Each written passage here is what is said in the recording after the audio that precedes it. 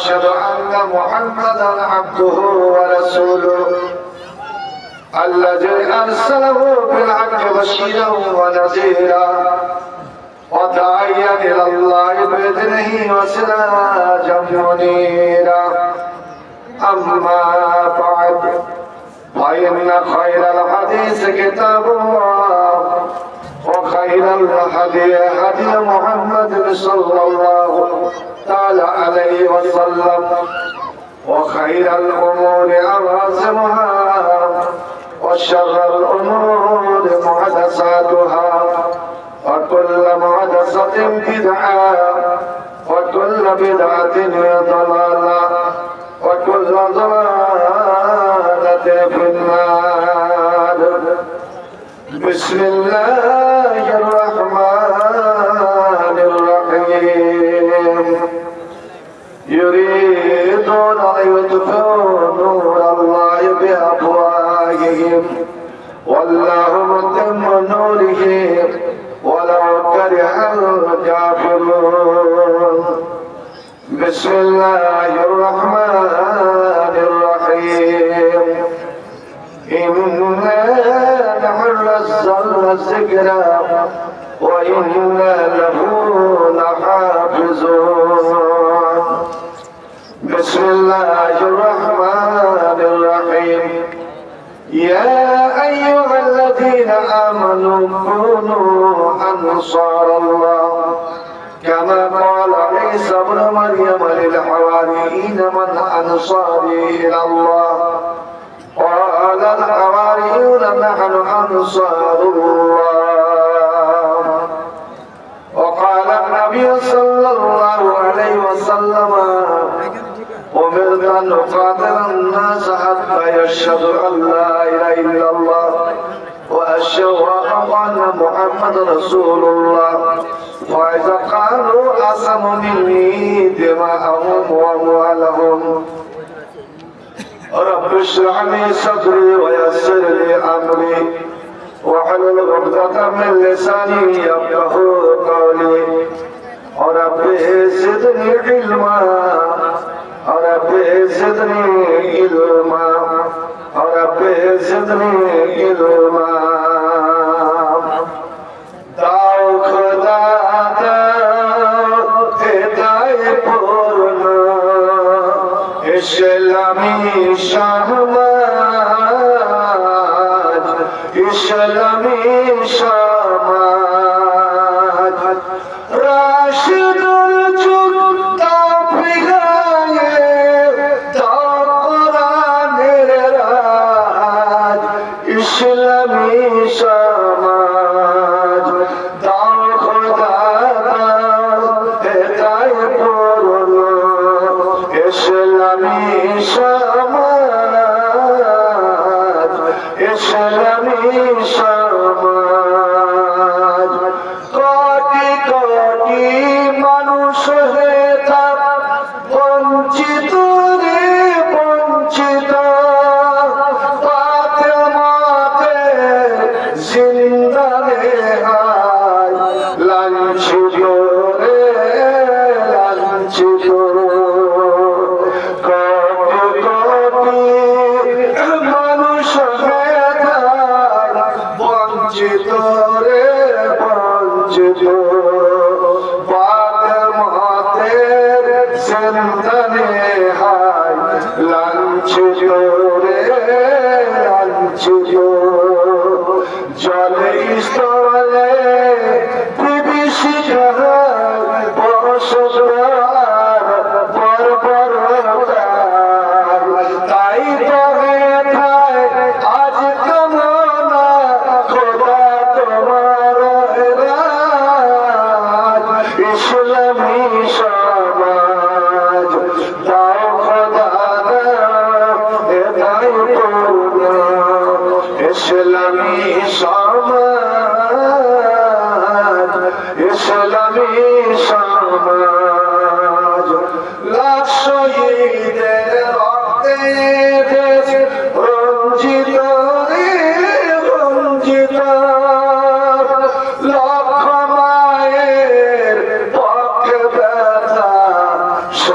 সঞ্চিত রে সঞ্চিত, কত ভাই যে হারিয়ে গেল, কত বন্ধু শহীদ হলো, কত ভাই যে হারিয়ে গেল, কত বন্ধু শহীদ হলো, সকল ব্যথা ভোগ পেলে খোদা তোমার রাত, ইসলামী সমাজ দাও খোদা দাও এটাই পূর্ণ, ইসলামী সমাজ ইসলামী সমাজ। আর কত চাও কত খোদা উজাড় দেশ উজাড় পাই, আর কত চাও শহীদ খোদা উজাড় দুনিয়া উজাড় পাই, আর কত চাও শহীদ খোদা উজাড় দেশ উজাড় পাই, আর কত চাও খোদা উজাড় দুনিয়া উজাড় পাই, চাইলে আরো নাও গো আরো রক্ত সাগর ভর ভর, চাইলে আরো নাও গো আরো রক্ত সাগর ভর ভর, সকল কিছুর বদলাতে দাও, সকল কিছুর বদলাতে দাও খোদা তোমার রাত, ইসলামী সমাজ দাও খোদা দাও এটাই পূর্ণ, ইসলামী সমাজ ইসলামী সমাজ। রাশেদার যুগ দাও ফিরায়ে দাও কোরআনের রাত, ইসলামী সমাজ। আল্লাহুম্মা আমিন। শেখ সভাপতি উলামায়ে কেরাম মাশায়েখ এজাম ওয়াজ মজলিসের সমাগত সকল মুসলিম সমাজ, সবার আনাচে কানাচে বসে থাকা আমার মা ও বোনেরা, প্রিয় ভাই সকল, আজ বসে থাকার দিন নয়, ঘুমিয়ে থাকার সময় নয়। এই যুব সমাজ, বর্তমান সময় তোমার পাবজি ফ্রি ফায়ার নিয়ে ব্যস্ত থাকার সময় নয়। এ সময় বড় বিভীষিকাময় সময়, বড় দুর্যোগময় সময়। চারদিক থেকে শত্রু দুশ্মন তোমাকে ঘিরে ফেলেছে। তুমি পূর্ব বর্মা, বাংলাদেশ, আফগানিস্তান, ইরাক, ফিলিস্তিন, তুমি কি একবার লক্ষ্য করেছ যে ফিলিস্তিনের মসজিদে, যে জেরুজালেমের মসজিদে, যে বাইতুল মাকদিস বাইতুল মাকদিসের মসজিদে আপনার নবী, আমার নবী, সমস্ত নবীদের ইমাম হয়ে আদম থেকে নিয়ে ঈসা নবী পর্যন্ত কমবেশি 1,24,000 নবীর ইমামতি করেছেন, নামাজ পড়িয়েছেন, এবং যতক্ষণ তিনি না গেলেন ততক্ষণ পর্যন্ত সমস্ত নবীরা বসে বসে অপেক্ষা করলেন। কারণ আল্লাহ রাব্বুল আলামিন আগে বলে দিয়েছিলেন, এ আমার নবীরা, এ আমার রাসূলেরা, তোমাদের নবুয়তি পূর্ণ হবে না, তোমাদের ইমামতি পূর্ণ হবে না, তোমাদের রিসালাত পূর্ণ হবে না যতক্ষণ পর্যন্ত আমার আখিরি হাবিব, আমার আখিরি নবী মুহাম্মদ মুহাম্মদ রাসূলুল্লাহর পিছনে দুই রিকাত নামাজ আদায় করে দুই রিকাত সালাত আদায় করে তোমরা ধন্য নিজেকে না করবে। আর সমস্ত নবীকে আমার নবীর ইমামতি মেনে নিতে হবে এবং তোমাদেরকে তার মুক্তাদি হতে হবে। সুবহানাল্লাহ। বন্ধুরা আমার, নবী যখন বাইতুল মাকদিসের মসজিদে পা রেখেছেন, পা রেখেছেন, সমস্ত নবী রাসূলরা উঠে দাঁড়ালেন। জান আল ইমাম, জান আল ইমাম, আমাদের ইমাম চলে এসেছেন, ইমাম চলে এসেছেন। হযরতে আদম বলেন, হযরতে নূহ বলেন, হযরতে ইব্রাহিম বলেন, তাকাদ্দাম তাকাদ্দাম রাসূলুল্লাহ, এ আখির নবী মুহাম্মদ, আপনি আগে যান আর আমাদের নবীদেরকে তুই নামাজ পড়ে আজকে ধন্য করো। শুধু নবী রাসূল নয় বন্ধু, এ মুসলমান, তুমি এমন একজন নেতা নেতৃত্ব মেনে আছো, এমন এক রাসূলের তুমি উম্মত, এমন এক নবীর উম্মত, যেই নবীর পিছনে এক নয় দুই নয়, 100 নয় 200 নয়, 1000 নয় 2000 নয়, সেই সমস্ত নবীর পিছনে ওই 70,000 আল্লাহ ফেরেশতা, 70,000 নূরানী ফেরেশতা আমার নবীর পিছনে নামাজ আদায় করেছেন। সুবহানাল্লাহ। 70,000 ফেরেশতা। ভাই আমার, আবু ওখানে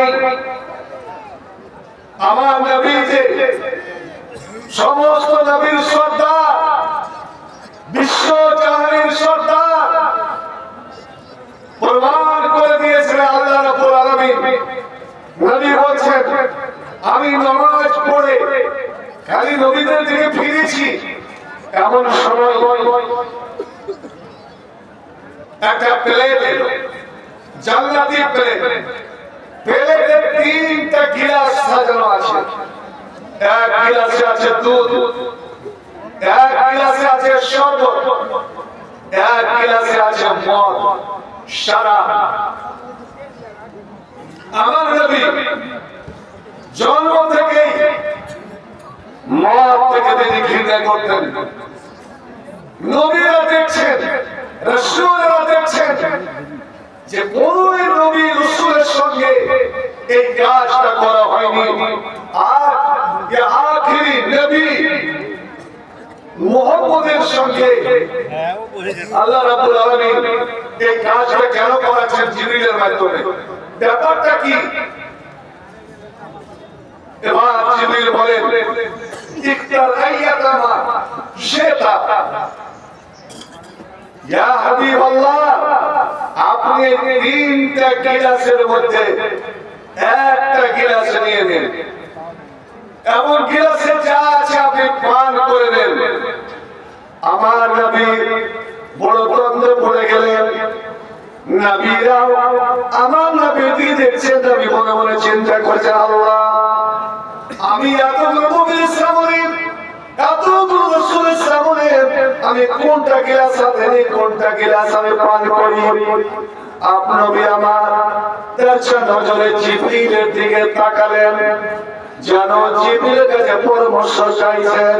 এ জিবরিল ভাই, এই 3টা তো জান্নাতি বস্তু, দুধ জান্নাতের, এটা দুনিয়ার দুধ নয়, শরবত জান্নাতের, এটা দুনিয়ার শরবত নয়, মদ জান্নাতের, ওই দুনিয়ার মদ নয়।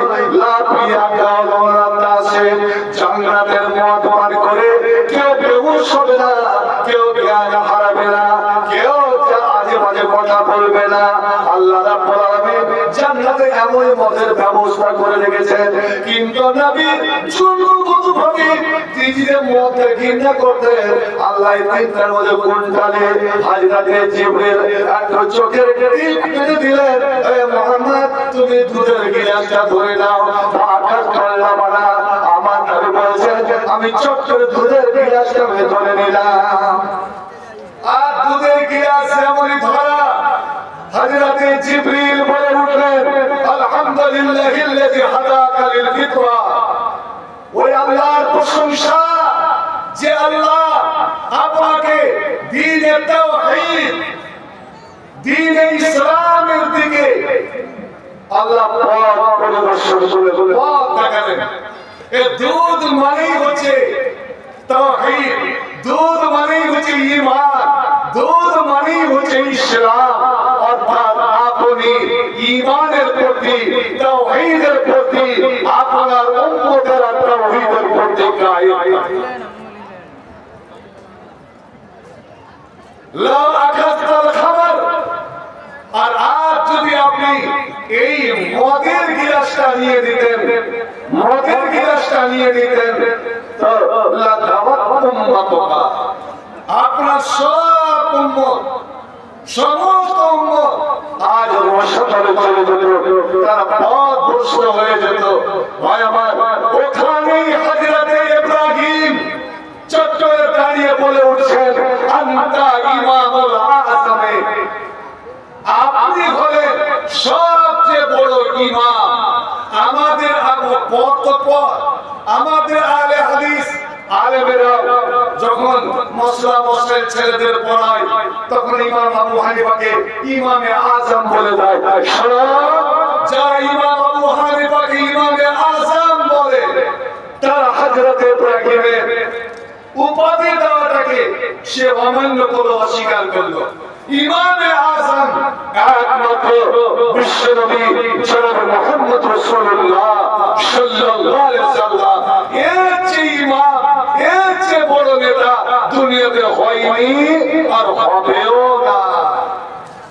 ভাই আমার, ওখান থেকে নবী যাত্রা শুরু হলো আকাশের। নবী আকাশে যাত্রা শুরু করলেন। আমার বড় উদ্দেশ্য যে মসজিদে এতগুলো নবী, এতগুলো রাসূল নামাজ পড়লেন, আমার নবী নামাজ পড়ালেন। শুধুই তাই নয়, নবী মক্কাতে 13 বছর ধরে বসবাস করলেন। নবী হওয়ার পরে তিনি যে দিনে 2 ওয়াক্তের নামাজ পড়তেন, 2 রাকাত করে 2 ওয়াক্তের নামাজ পড়তেন।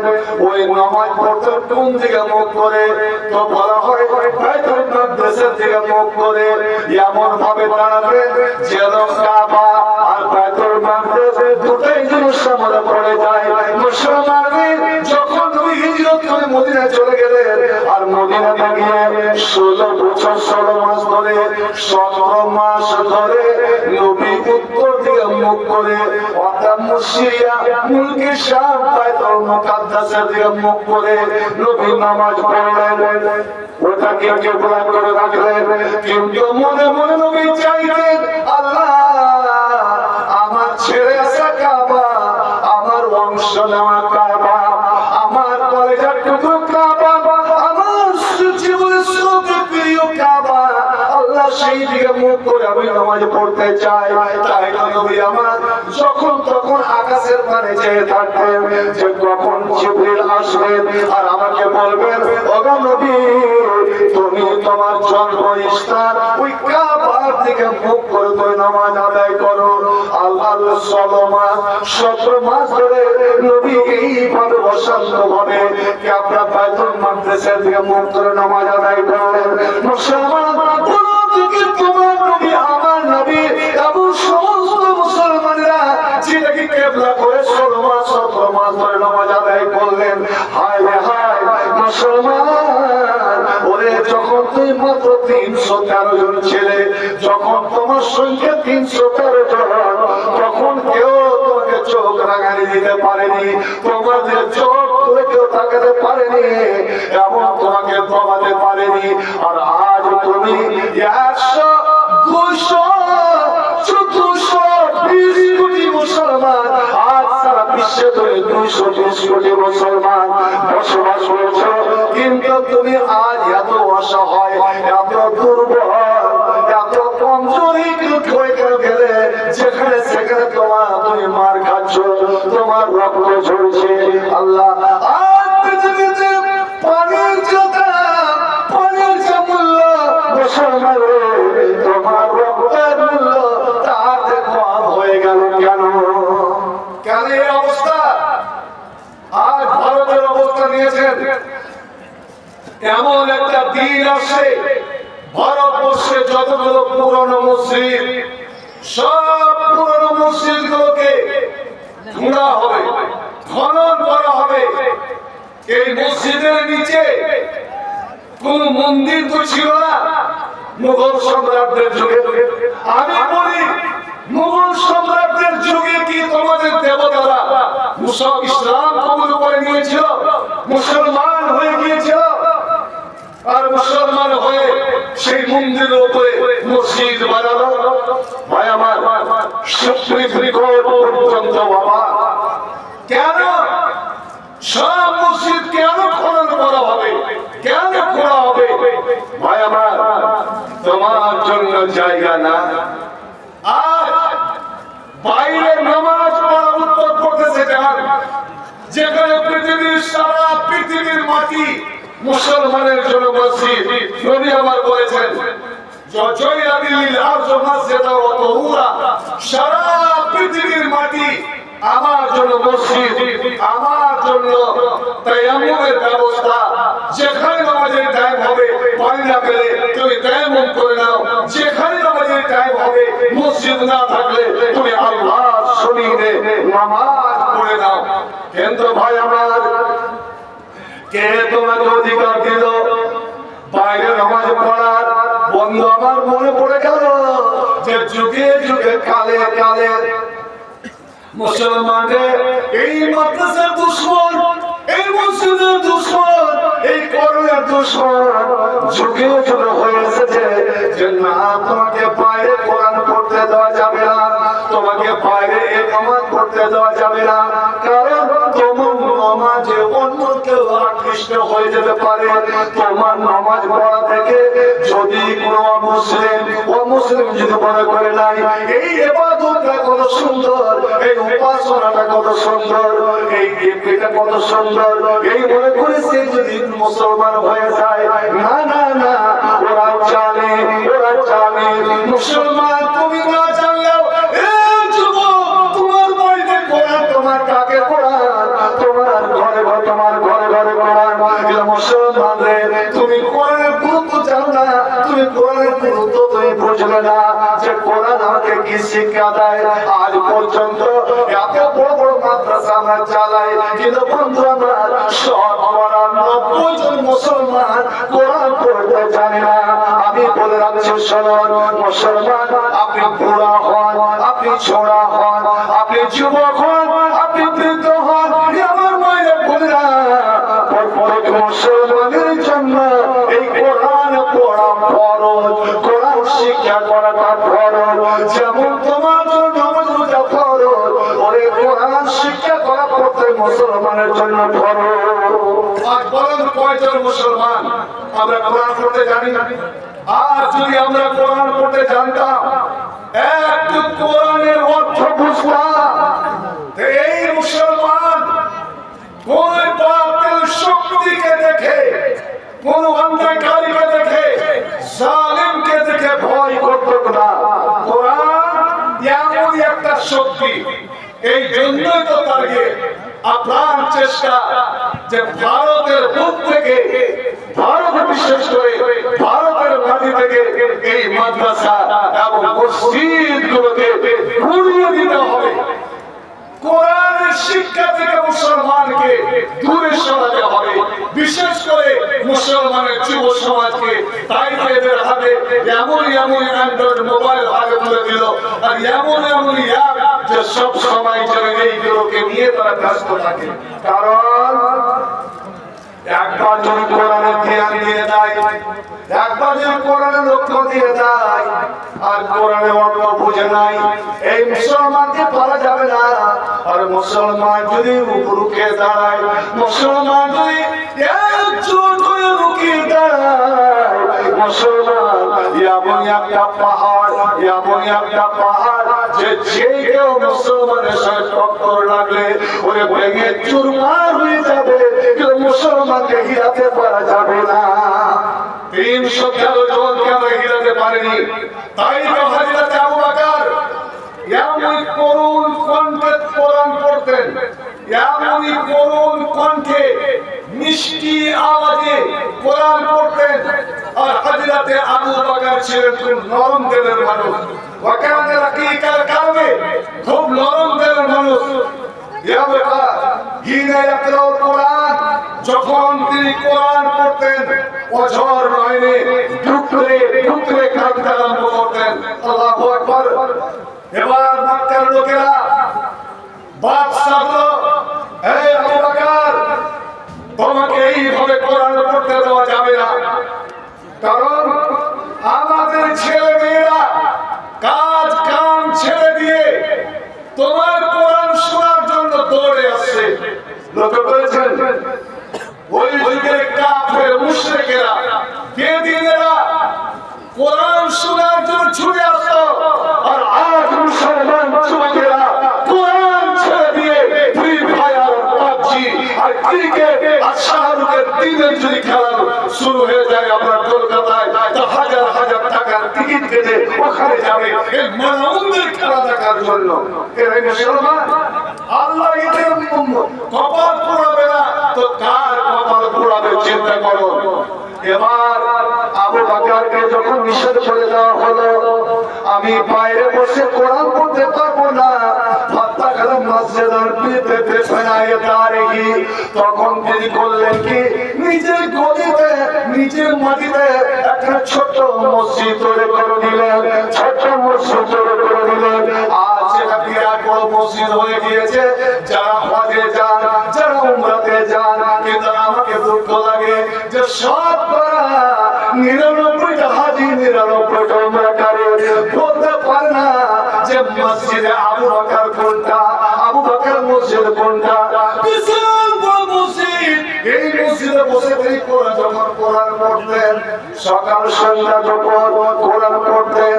আল্লাহ রে আল্লাহ, কোরআনের এমন একটা ঝংকার, কোরআনের এমন একটা সুর ভেসে যেত যাতে কাজ্জাব না লাগে। নিসা ও কুরাইশ বিলদানো ওই মুশরিক কাফেরদের ছেলেরা মেয়েরা যুবক যুবতীরা নিজের কাজ কাম ছেড়ে চলে চল। কি সুন্দর আওয়াজ, কি মিষ্টি সুর। চল একবার আমরা আবু বকরের কাছে দাঁড়িয়ে কোরআন শুনি। এবার ছেলে মেয়েরা ভিড় লেগে যেত, আর ভিড় করে যখন আবু বকর কান্না করতেন ওরাও তো কান্না শুরু করে দিত। কেন বন্ধ? এটা আরবের নিয়ম ছিল, পুরো যদি কাঁদে ছোট কাঁদতে আরম্ভ করে দিতেন। আল্লাহ আল্লাহ। এবার মক্কার বড় বড় লোকেরা, জ্ঞানী লোকেরা দেখলো এইভাবে যদি আমাদের ছেলেরা আমাদের মেয়েরা যদি এইভাবে জমায়েত হয় আবু বকরের কোরআন শুনে তো একদিন হতে পারে একটাও ছেলে মেয়েকে আমরা রুখতে পারবো না। সমস্ত আমাদের ছেলে মেয়েরা আমাদের যুব সমাজেরা এরা সবাই মুসলমান হয়ে যাবে, সব ইসলাম কবুল করে নেবে। এর একটা গৃহীত ব্যবস্থা হওয়া চাই। কি করলো হযরত আবু বকরকে মক্কা থেকে বের করে দিল, বিতাড়িত করে দিল। আপনি ইতিহাস মনে রেখেছেন এই কোরআনের জন্য আবু বকরের মতন একজন অমায়িক মানুষ, আবু বকরের মতন একজন প্রিয় মানুষ, সকলের শ্রদ্ধার পাত্র মানুষকে আজ সর্বপ্রথা ছেড়ে বেরিয়ে যেতে হলো। তিনি চলে যাচ্ছেন চলে যাচ্ছেন চলে যাচ্ছেন। এক মাসের রাস্তা হেঁটে গেছেন বারকে গেমার, বারকে গেমার। ওখানে একজন ব্যবসায়ী এমনের দোকানরা ও কাফের, ওর সঙ্গে সাক্ষাৎ। আবু বকর তুমি এখানে মানে, তুমি এখানে মানে কইছে কাফের জানি কওমি, আমাকে আমার মক্কাবাসী মক্কার লোকেরা আমাকে বের করে দিয়েছে। বন্ধু আমার, শত্রুর যারা সংগ্রামী তাদের শত্রু হবে, আমাকে বের করে দিয়েছে। আপনার মতন লোককে বের করেছে মক্কাওয়ালারা। মক্কা থেকে একটাও লোক নাই যেখানে আপনি সব সময় পরোপকারী, গরিব দুঃখীর আপনি হচ্ছেন সহায়ক, মদতগার, ইয়াতীমের বাবা। আপনার মতন মানুষ না নিজে বেরিয়ে আসা উচিত, না আপনাকে বের করা উচিত। চলুন আমি আপনাকে আশ্রয় দিচ্ছি। বন্ধু আমার, একজন কাফের, একজন কাফের আবু বকরকে বুকে টেনে নিচ্ছেন, এসো আমি তোমাকে আশ্রয় দিচ্ছি। দিচ্ছি, কে তোমার দিকে চোখ লাগানে দেয় আমি সেটাই দেখবো। আর যারা মাদ্রাসার সঙ্গে দুশ্মনী করে আপনার এত কোনো মুসলমান এগিয়ে আসতে পারবে এই মাদ্রাসাকে বুকে টেনে নিতে? যেই মাদ্রাসার জন্য, এই কোরআনের জন্য, এই হাদিসের জন্য আরে মুসলমান অর্থ কি, টাকা পয়সা কি, এরা হাসতে হাসতে জীবন দিতে প্রস্তুত। কারণ একজন মুসলমান জানে যে আমার জীবনের মালিক আল্লাহ, আমার মরণের মালিক আল্লাহ, আমার রিজিকের মালিক আল্লাহ, আমার সুখ দুঃখের মালিক আল্লাহ। আল্লাহ আমাকে দুনিয়াতে জীবন দিয়েছেন, আর সেই দিন ইচ্ছা করবে আল্লাহ উঠাবে।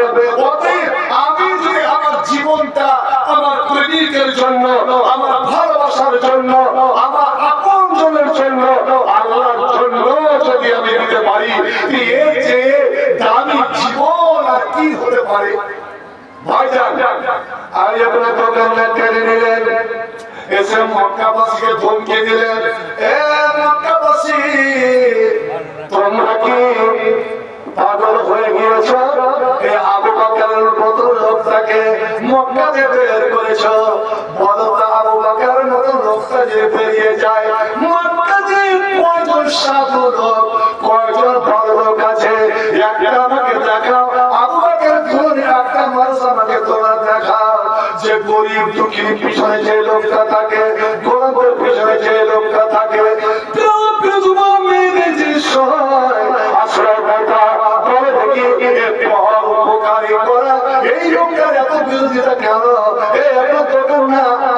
আপনাকে সম্মান করি। আপনি যখন আবু বকরকে আশ্রয় দিয়েছেন, আপনি যখন কাছে মেনে নিয়েছেন, আমরা মেনে নিলাম, কিন্তু আপনি আবু বকরকে বলে দেন ও যেন বাইরে কোরআন না পড়ে, আর যদি পড়ে তো যেন গুনগুন করে পড়ে, আমাদের ছেলে আমাদের মেয়েরা যেন শুনতে না পায়। কারণ ওর কোরআনে আকৃষ্ট হয়ে যাচ্ছে। ভয় হয়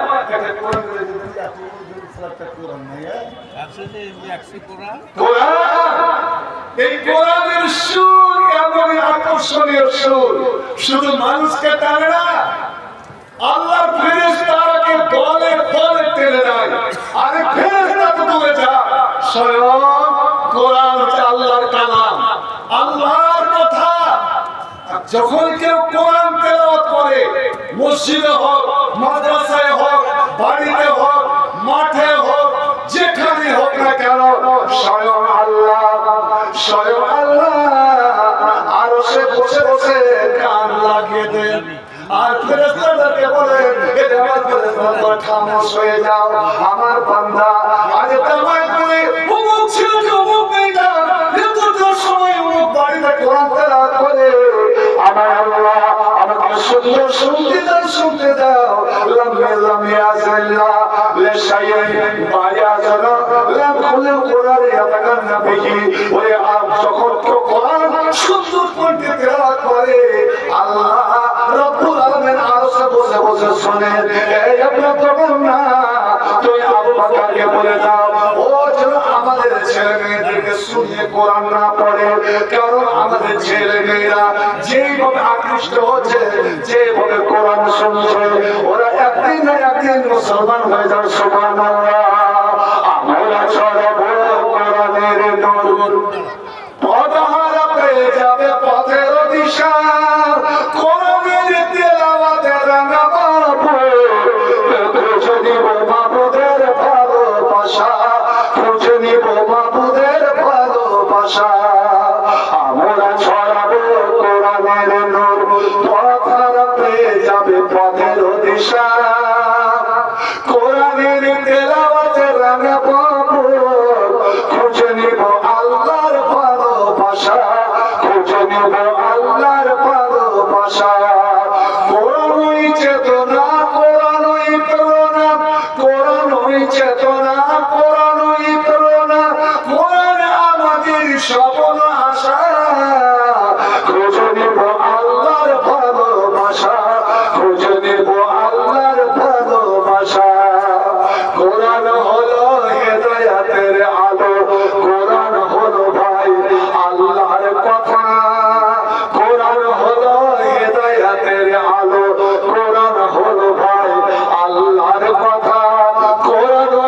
শক্তি কোরআনই মুক্তি, কোরআনই শক্তি কোরআনই মুক্তি, কোরআন মুমিনের সফলতা, কোরআন মুমিনের সফলতা। কোরআন পড়েছো কোরআন শিখি, কোরআন মতে জীবন গড়ি, কোরআন পড়েছো কোরআন শিখি, কোরআন মতে জীবন গড়ি। কোরআন হলো জান্নাতের ভাষা, খুঁজে নিব আল্লাহর ভালোবাসা, খুঁজে নিব মাবুদের ভালোবাসা। কোরআনের তেলাওয়াতে কোরআনের আমরা ছড়াবো কোরআনের নূর, পথহারা পেয়ে যাবে পথের দিশা। কোরআনের তেলাওয়াতে রাঙাবো বুক, কোরআনের তেলাওয়াতে রাঙাবো বুক, খুঁজে নিব মাবুদের ভালোবাসা, খুঁজে নিব মাবুদের ভালোবাসা। ভাই আমার কি একজন মুসলমান 10,000 টাকা পোনা থেকে এসেছে। ঠিক আমি টাইমে আদায় করবো, আমি জব্দে টাকা দেবো। আপনারা টাকা আদায় চাইছেন না কিছু শুনতে চাইছেন কম?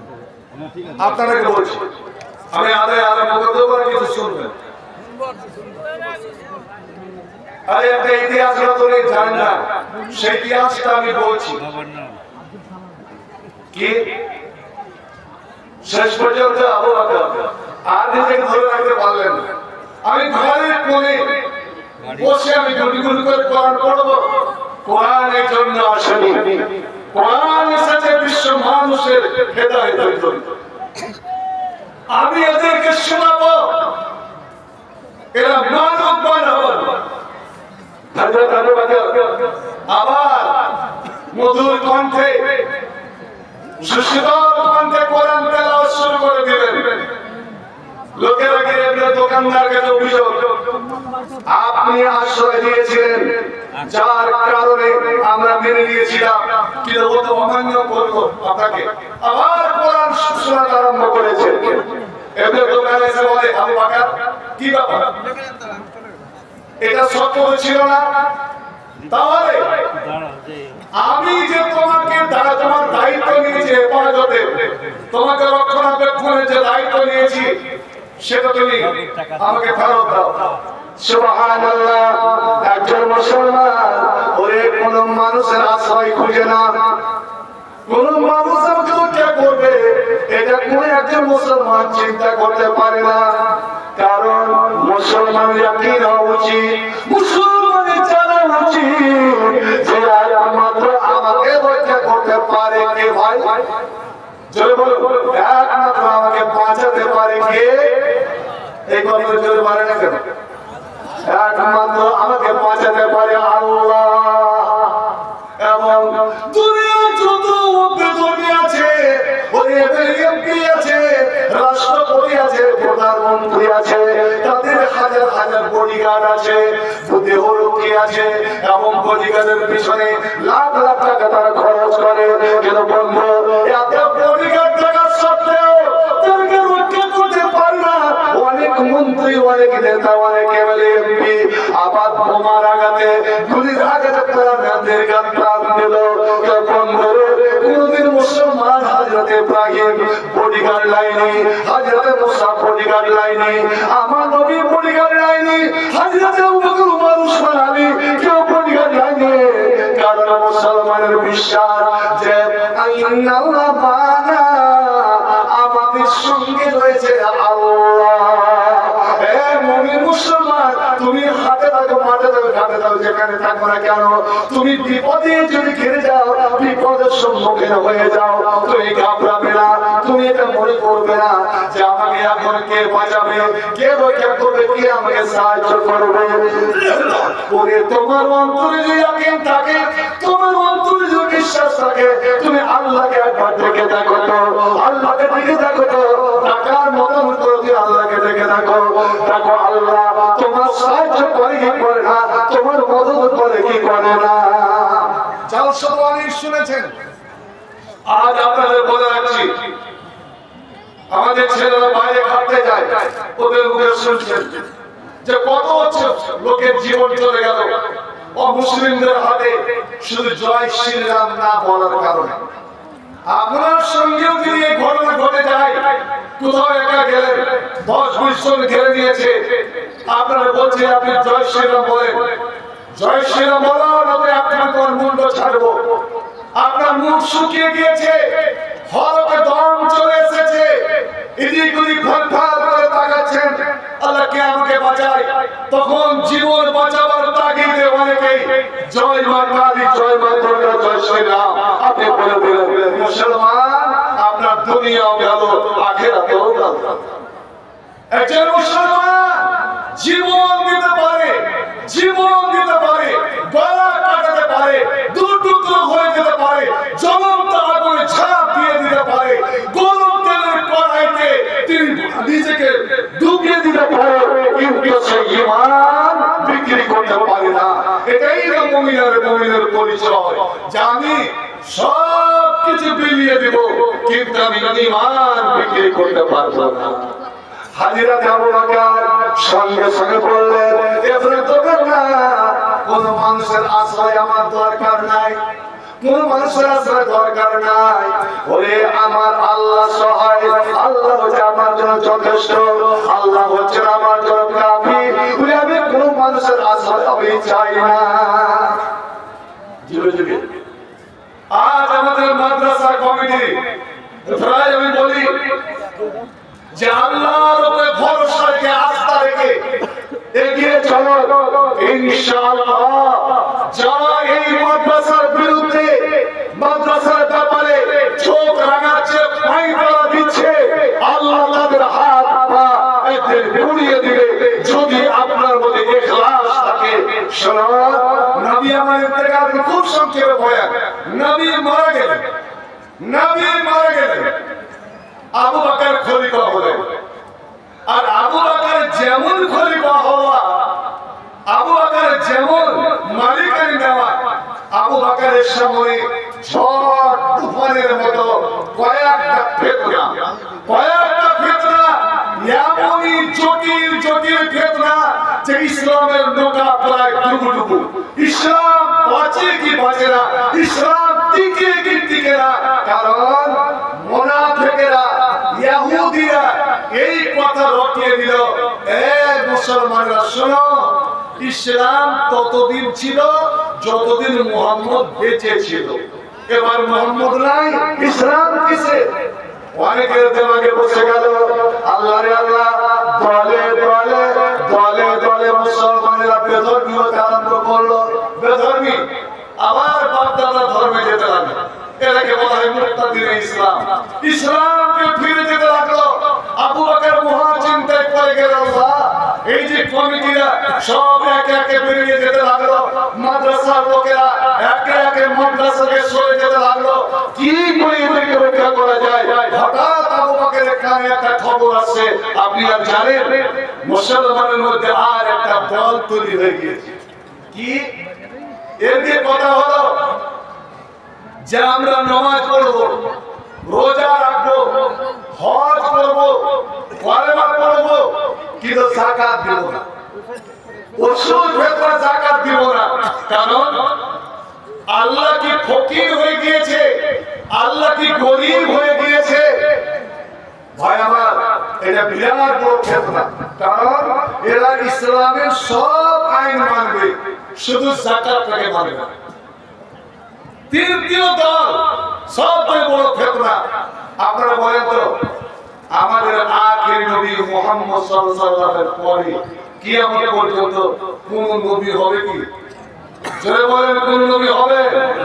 সবাই জেনে রাখুন, এবং এটা একটা ঈমানের অঙ্গ। খাতামুন নবিয়্যিন, আমার নবী হলো আখির নবী, আমার নবীর শরীয়ত আখিরি শরীয়ত, আমার নবীর কোরআন আখিরি কোরআন, আমার নবীর এই উম্মত হচ্ছে আখিরি উম্মত। এরপরে কোন নবী হবে না। কেউ যদি নবুয়তের দাবি করে যে আমি নবী, যেমন ভারতবর্ষে একজন একটা লোক এখন দারবাঙ্গা এই দাবি করে বসে আছে, আর বেঙ্গলের বিরাট বড় দল হয়ে গেছে। আমি বিশেষ করে বাংলা শিক্ষিত ছেলেদেরকে বলছি, একটু সাবধান হবেন। ও একবার করে ঈসা নবী দাবি করছে আমি ঈসা নবী, আবার দাবি করছে যে আমি মেহেদী, আবার দাবি করছে আমি মুহাম্মদের বংশধর। হায় হায় হায় ভাই আমার, যেখানে সেখানে নতুন নতুন নবী তৈরি হতে লাগলো। মুসাইলামা কাজ্জাব, আশওয়াদ আনাসি, তোলাইয়া বিরাসা, আরে পুরুষ তো পুরুষ, মেয়ে ছেলের মধ্যে সব উঠে গেল যে পুরুষেরা শুধু নবী হবে, আমরা কেন নবী হব না? সোজা বলে একজন সুন্দরী মেয়ে, অতি সুন্দরী মেয়ে, ও দাবি করলো যে আমি নবী। সুবহানাল্লাহ, ইসলামের তরি, ইসলামের নৌকা মধ্য সমুদ্রে হাবুডুবু খেলতে লাগলো। আর মদিনাতে ওরকম সৈন্য বাহিনী নাই, সেনা বাহিনী নাই, কি করে ইসলামকে রক্ষা করা যাবে? হযরত আবু বকর বড় চিন্তায় পড়ে গেলেন, আগে কোনটা ফেতনা আমি রুখবো? ওই নবী যারা ভণ্ড নবী, আমি তাদের সঙ্গে যুদ্ধ করব না, যারা দলে দলে ইসলামকে ফিরে যাচ্ছে আমি এদের মোকাবেলা করব। মুসলমান মধ্যে যে নিজেকে মুসলমান মনে করছে, মুসলমান মনে করে ওরা যাকাত দেবে না, ওসর দেবে না, ফিতরা দেবে না, আবার তারা নিজেকে মুসলমান বলছে আমি এদের বিরুদ্ধে যুদ্ধ করব। এবার আবু বকর দীপ্ত কণ্ঠে ঘোষণা করে দিলেন, এরে আমার সেনাবাহিনী তোমরা তৈরি হও, কালকে যারা যারা যাকাত অস্বীকার করেছে, যারা যাকাত অস্বীকার করেছে, এই ভণ্ড এই মুসলমানের বিরুদ্ধে যুদ্ধে তোমাদেরকে নামতে হবে। এরা মুসলমান নয়, এই সমাজের মধ্যে যারা দোগলা, যারা যাকাত শুধু দিবে না, যখন এই ঘোষণা হাজিরাতে উমর রাদিয়াল্লাহু তাআলা আনহু দৌড়ে দৌড়ে গেলেন আবু বকরের কাছে নতজানু হয়ে বলছেন, আমিরুল মুমিনিন, এটা আপনি কি করলেন? যারা ইসলাম থেকে ফিরে যাচ্ছে ওদের মোকাবেলা না করে, যারা নবুয়ত দাবি করছে তাদের মোকাবেলা না করে, এরা তো মুসলমান, এদের মুখে দাঁড়িয়ে আছে, এরা নামাজ পড়ছে, এরা কলেমা পড়ছে, এরা সবই করছে, শুধু যাকাত দেবে না, কেন আপনি যুদ্ধ করবেন? যেখানে নবীর হাদিস, আল্লাহ নবী বলেছেন যতদিন কেউ কলেমা পড়বে ওর বিরুদ্ধে লড়াই করা যাবে না, ওকে মারা যাবে না, ওকে মারা যাবে না, কারণ ওর খুন, ওর রক্ত, ওর মাল সব হারাম। এরা শুধু যাকাত দিবে না, আপনি কেমন করে এদের বিরুদ্ধে আপনি লড়াই করবেন? এরা তো সব সময় কলেমা পড়ছে, এরা 5 ওয়াক্তের নামাজ পড়ছে, এরা নামাজ পড়ছে, কলেমা পড়ছে, সবই পড়ছে, আর আপনি এদের বিরুদ্ধে লড়বেন? হাজরাতে ওমর খুব বিচক্ষণ মানুষ, রাজনীতিবিদ মানুষ, বাহাদুর মানুষ। যে উমর রাস্তা দিয়ে চলতে গেলে শয়তান রাস্তা ছেড়ে পালিয়ে যেত, উমরের নাম শুনলে মেয়ে ছেলেরা পর্দার ভিতরে গিয়ে লজবজ হয়ে ঢুকে যেত, ছোট ছোট ছেলেরা মায়ের আঁচলে লুকিয়ে যেত। এমনই ভয়ঙ্কর উমর যখন আবু বকরের সামনে এই প্রস্তাব রাখলেন যে আপনি এই মুসলমানের বিরুদ্ধে কেমন করে লড়বেন? এরা কে কলেমা জানে না? সবাই তো কলেমা জানে, আর কলেমা যদি পড়ে যায় তো একদম তলোয়ার ঢুকে যাবে, ফোন করা যাবে না। হাজরত আবু বকর মুচকি হাসলেন, আর হেসে দীপ্ত কণ্ঠে উঠে দাঁড়িয়ে একজন সৈনিকের মতো উমরকে ধমক দিয়ে বলছে, উমর আসাদুল ফিল জাহিলিয়া, আসাদুল ফিল জাহিলিয়া ওয়া মুআমাতুন ফিল ইসলাম। এ বারে বারে দয়রা, এ শিক্ষিত সমাজ, এ যুব সমাজ, এ আরবি মুহাবরাটা মুখস্থ রাখো। আসাদুল ফিল জাহিলিয়া ওয়া কুফরুন ফিল ইসলাম। উমর, তুমি যখন কাফের ছিলে, তুমি যখন অমুসলিম ছিলে, যখন তুমি মুশরিক ছিলে মক্কাতে, তখন তো তুমি ছিলে বোনের ভাই, তোমাকে দেখে সব ভয় ভয় করতো।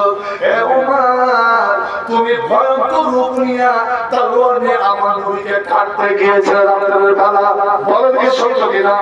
উমর, কাফেরের সময় তুমি ছিলে বাপ, আর আজ ইসলামের দ্বারা ইসলামের শক্তি তুমি পেয়েছো, ইমানের শক্তি তুমি পেয়েছো, কোরআনের শক্তি তুমি পেয়েছো, আর তোমাকে আরো শক্তিশালী হতে হতো, কিন্তু না না না, আর তুমি যদি ইসলাম মুসলমান হয়ে মুমিন হয়ে একটা ভিজা বিড়াল যেন তুমি হয়ে গিয়েছো। তুমি কি যুক্তি আমাকে দেখাচ্ছ? ওমা শোনো, ভালো করে শুনে নাও। ওই এই মিম্বরে উঠে নবী খুতবা দিয়েছে, আমি সেই মিম্বরে উঠেছি আপনার নবীর প্রতিনিধি। এই জায়গাতে নবী বসেছেন, আমি নবীর জায়গাতে বসেছি। নবীর শরীয়তের দায়িত্ব নিয়েছি, আমি নবীর দ্বীনের দায়িত্ব নিয়েছি। আমি মাদ্রাসার সেক্রেটারি হয়েছি, আমি মাদ্রাসার সভাপতি হয়েছি, আমি মাদ্রাসার ক্যাশিয়ার, আমি নাজেম হয়েছি। শোনো, আমি প্রায় আলেম ওলামাকে বলি, শিক্ষিত সমাজকে বলি, হযরত আবু বকর এই সময় একটা খুব দামি কথা বলেছিলেন, একটা ছোট্ট এমন কথা বলেছিলেন। ওই কথাটা যদি আর বর্তমান যুগের শিক্ষিত সমাজ যদি নিয়ে নেয়, বন্ধুরে সমাজ পরিবর্তন হয়ে যাবে, সমাজের অবস্থা অন্যরকম হয়ে যাবে। কি কথা বলেছিলেন? সবাই মুখস্থ করে ফেলবেন। আদ-দীন ইয়ামুত, আদ-দীন ইয়ামুত ওয়া আনা হাইয়ুন। ইসলাম মিটে যাবে, ইসলামের একটা অঙ্গ মারা যাবে, ইসলামের একটা অঙ্গ শেষ হয়ে যাবে। আর আমি নবীর খলিফা হয়ে, আমি নবীর প্রতিনিধি হয়ে, আমি নবীর নায়ক হয়ে, আমি জিন্দা অবস্থায় সে টুকুর টুকুর করে তার দিকে তাকাবো। এ আলেমের দলেরা, আমরা হলাম নবীর ওয়ারিস, নবীর প্রতিনিধি। আজ বলুন, শরীয়তের কত অঙ্গ প্রত্যঙ্গ শেষ হয়ে গেল। বিবাহ শাদীতে এতগুলো বিদআত, এতগুলো খোরাফাত, এতগুলো তোমার কুসংস্কার, কিন্তু আমরা এটা আলেমেরা গিয়ে চাপর খাই। আমরা আলেমেরা গিয়ে ওই বাতুল আমরা বিয়ে পড়াই। বলো এর দায়ী থাকে। হে ওলামা সমাজ, আমি বিশেষ করে আলেমদের বলি যে বিবাহের মজলিসে দাওয়াত খিলাবার জন্য, জাফর খাওয়াবার জন্য যে স্টেজটা তৈরি হয়, বলুন তো ভাই আমার জামালপুরে এটা নাই, দামাইপুরে দুটো স্টেজ করে না, একটা স্টেজ করে। মাইয়া লোকের জন্য একটা আর মদ লোকের জন্য একটা, দুটো না একটা বলে, সত্য করে বলে দুটো। আলহামদুলিল্লাহ, এই বছর দুটার বলে একটা। কোনটা দিব? একই স্টেজে ছেলে আর মেয়ে, আমরা আলেমের ওখানে খেতে যাই কি যাই না?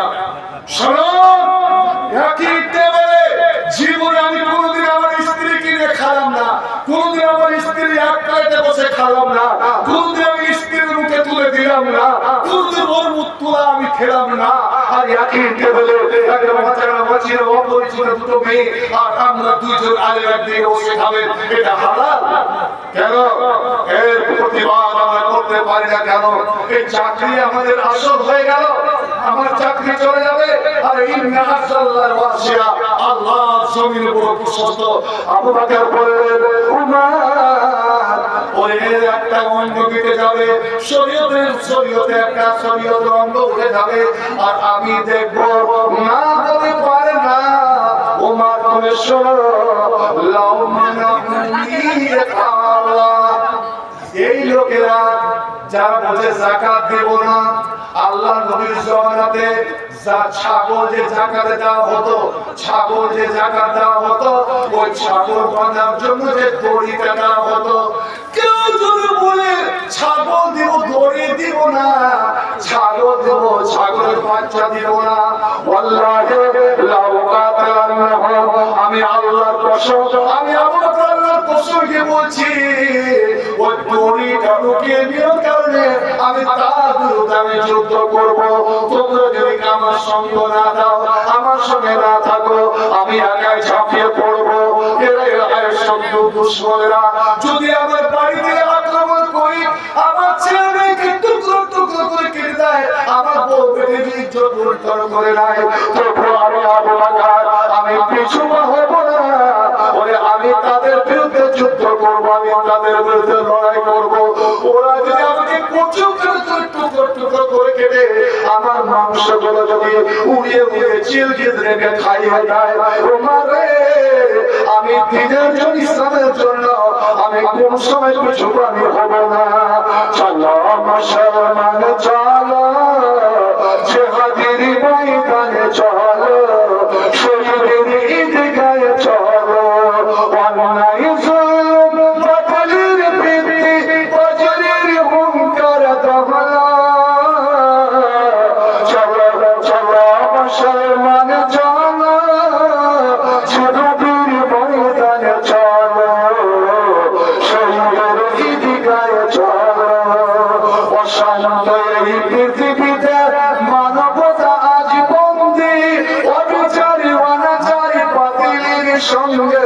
হয়েছে যে তাদের সঙ্গে তাই হীরা রাগি জাগরে কবরের বুনিয়াদ ভাঙরে কোরআনের শামশির হাতে তুলে নবীর জিহাদের ময়দানে চলো